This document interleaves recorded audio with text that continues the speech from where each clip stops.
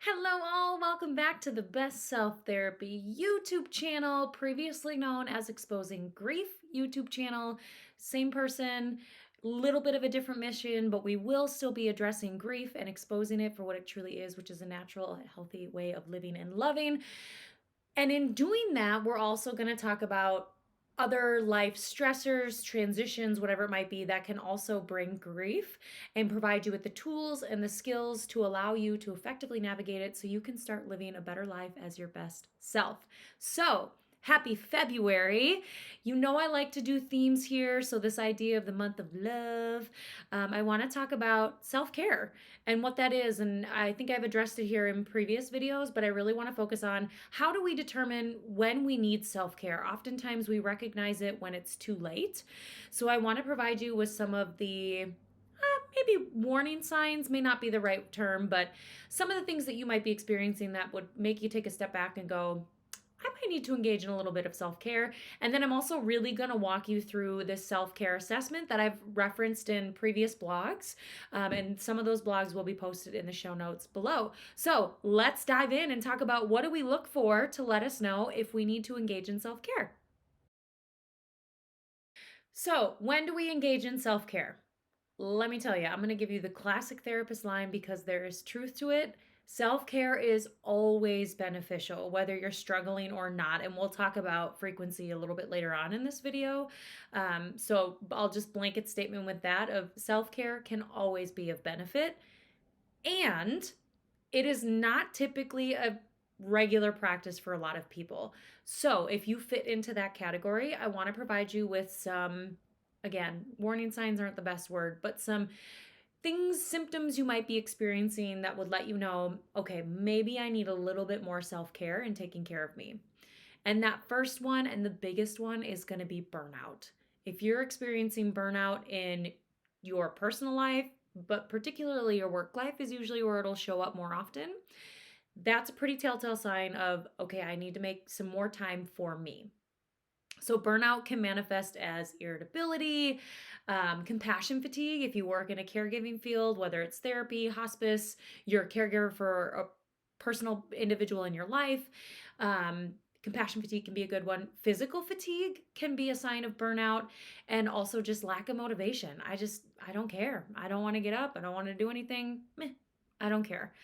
These could be signs of burnout. Yes, they also could be signs of depression. So if you have questions on is this burnout, depression, contact a therapist, get an assessment done to make sure you're getting proper treatment. And if it is burnout, self care can help with that. So burnout is being the number one sign to look for. Another thing you might experience that lets you know maybe I need a little bit more self care is if you're noticing that you want to isolate or you're experiencing changes in your relationship, particularly having a hard time connecting with them, or having a hard time providing some empathy, if that's typically what you're able to do. That kind of fits into that compassion fatigue. If we do have compassion fatigue or we just don't have the energy to engage in relationships, we might respond by isolating. Now, I do want to make a quick note about the difference between isolating and spending time alone, because spending time alone can be a form of self care, and we'll touch on that. But there is a difference, and I have linked a blog below that talks about what is the difference between isolation and spending time alone. And if you find yourself in an isolation cycle, how do you get yourself out of that?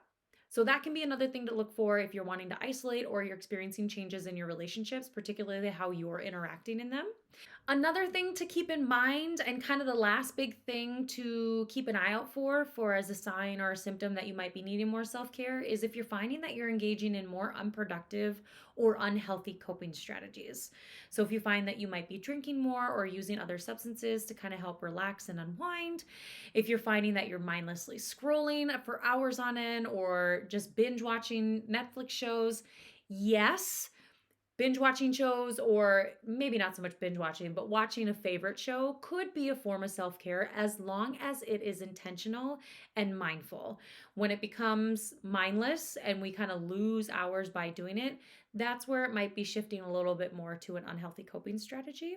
So, if you're finding that you're engaging in more of these, it could be a sign that you need a little bit more intentional self care. Now, please keep in mind, While, yes, these symptoms or signs, burnout, changes in relationships, or wanting to isolate and engaging in more unproductive or unhealthy coping strategies, could and can be signs of self care, needing more self care, they can also be signs and symptoms of a bigger mental health issue that isn't being addressed. So please keep that in mind. You may need further tools and skills to address a bigger issue or something that is kind of lying underneath the surface. So if you find that you're engaging in self care, rewind. If you find that having some of these symptoms and you start engaging in more self care and you're still battling with some of these things, then there might be more of a deeper rooted elements such as depression, anxiety, attachment things, grief, whatever it might be. And then at that point, you might want to seek out the help of a professional therapist to kind of help you dive a little bit deeper. And if you do that, I will tell you, self care is going to be a tool you're going to want to rely on anyway. So it doesn't hurt to get it in the back pocket.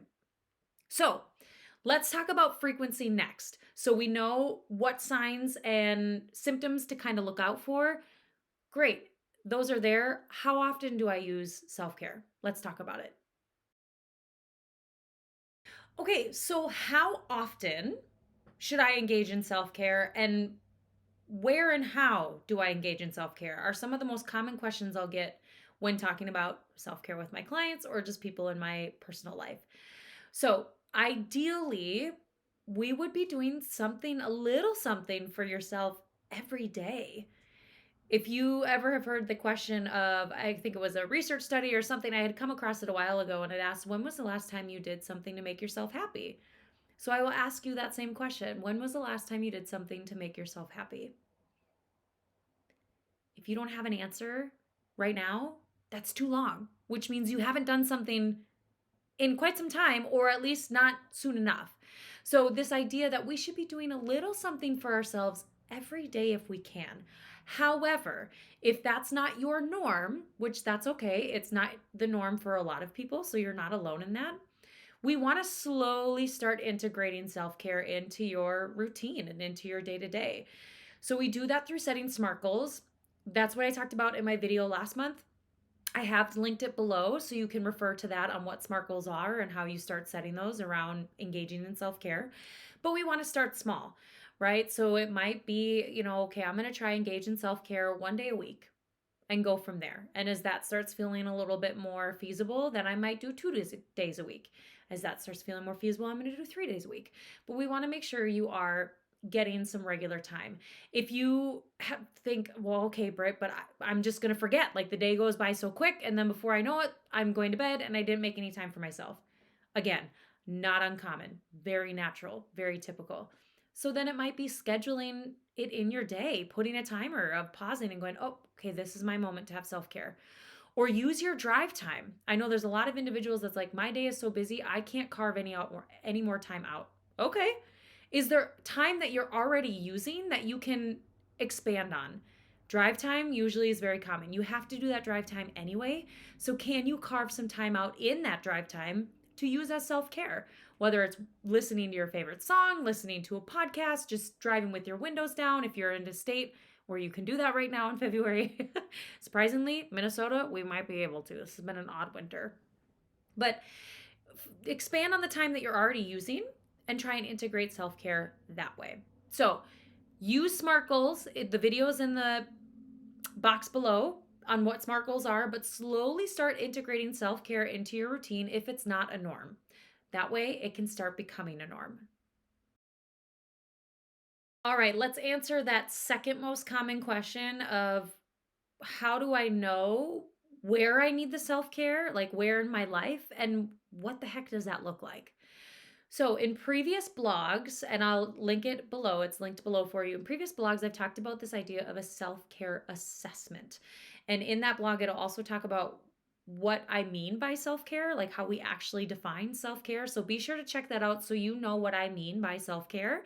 And then come back to this video and take the self care assessment. So, you're going to notice some of these things pop up. And I'm going to walk you through this self care assessment.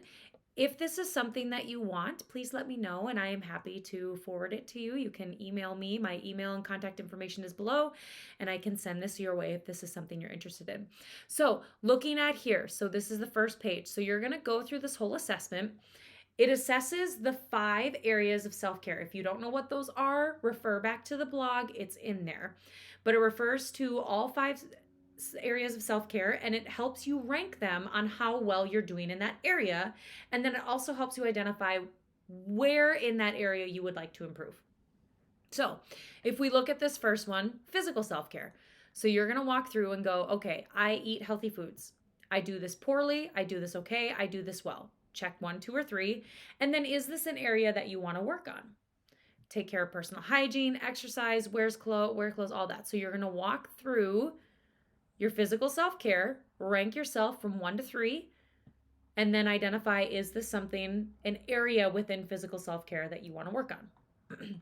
You're going to go through all 5 areas. So the psychological, emotional self care, your social self care, your spiritual self care, and your professional self care. If you are retired, your professional self care might fit more into your social, or it might become more of like a lifestyle self care. So you're going to go through all 5 of these areas, rank how you do on them currently, and then check in the star box which ones you would like to improve on. Now, once you've done that, I want you to go back and look at your star column and see which areas you want to improve on. Please, please, please do not feel like, actually, don't do it at all. Take it one at a time. Please don't try to tackle this all at once because making all those changes at once is exhausting. It could be really exciting and motivating for the first couple weeks, and then you're going to hit a point where you're like, I can't do this. This is too much. I'm overwhelmed, and stop altogether.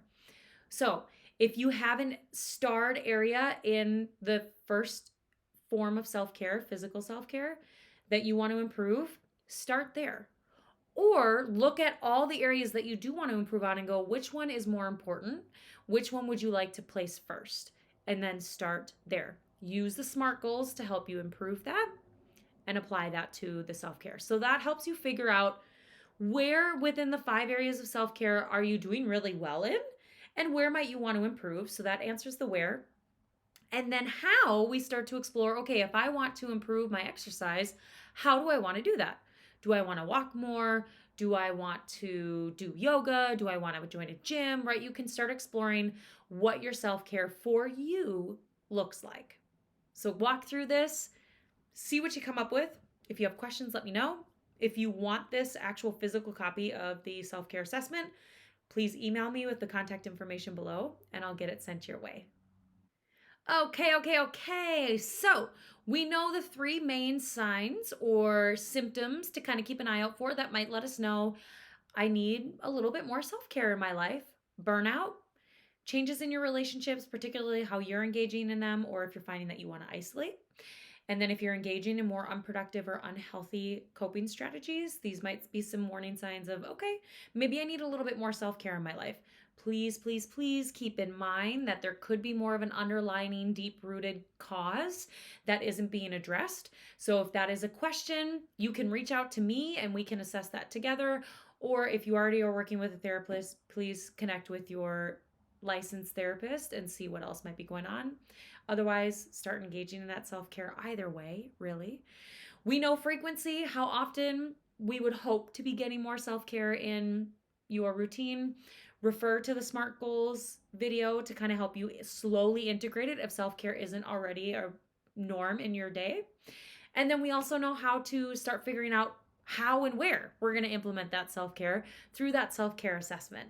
So I look forward to hearing how this all goes for you. Please carve out some extra time for yourself to give yourself some love in this month of love, but really, we don't need 1 month or 1 day to express love to ourselves and those around us. Please spread that always, all day, every day, 365 days a year. We don't need 1 day to do that. So please take care of yourselves. I hope you found this tool helpful and you stick it in your back pocket If you found this video helpful and you want someone else in your life to hear about it, please pass it along so we can get all these tools out to those who really need it. If you have any comments or questions, please reach out to me. Like I said, my contact is below. Please be sure to subscribe to the Best Self Therapy YouTube channel so you don't miss any other great content coming up. And I will see you all in March. Take care.